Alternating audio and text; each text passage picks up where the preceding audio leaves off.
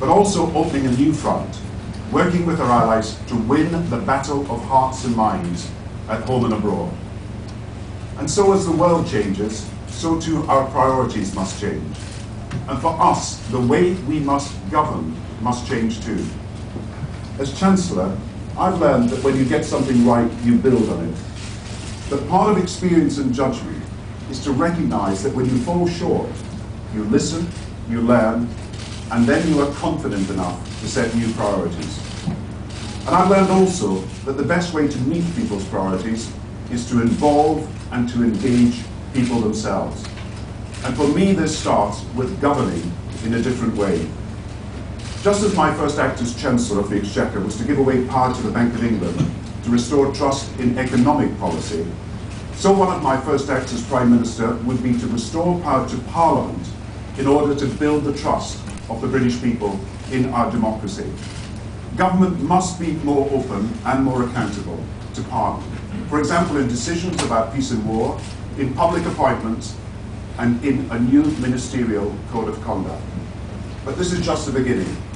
Over the coming months, I want to build a shared national consensus for a programme of constitutional reform that strengthens the accountability of all who hold power, that is clear about the rights and responsibilities of being a citizen in Britain today, that defends the Union and is vigilant about ensuring that the hard-won liberties of the individual, for which Britain has for centuries been renowned around the world, are at all times upheld without relenting in our attack on terrorism.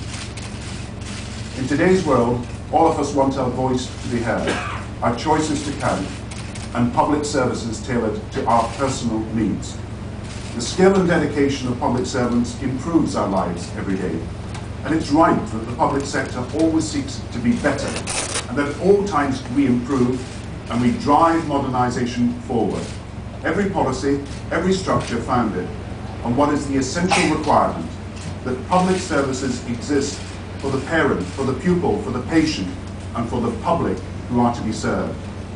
And this is the 21st century progressive view, the citizen in control, being served, not told by government, a servant state. Sure staff delivered with the involvement of mothers and fathers. Individual budgets that will give freedom to the disabled. Youth budgets with young people making their own choices. I'm optimistic about Britain because I'm inspired when I see the genius of our arts and creative industries, the flourishing of our universities, our scientists, our entrepreneurs, our great cities. There is a new energy, dynamism, and often untapped talent, which it is our patriotic duty to encourage, and it would be thrilling to help unleash. And I'm optimistic about Britain too, because in the life of all our communities, our churches and faith groups, responsible businesses and voluntary sector organisations, social enterprises, I see the driving power of social conscience at work every day. Men and women who believe in something bigger than simply themselves.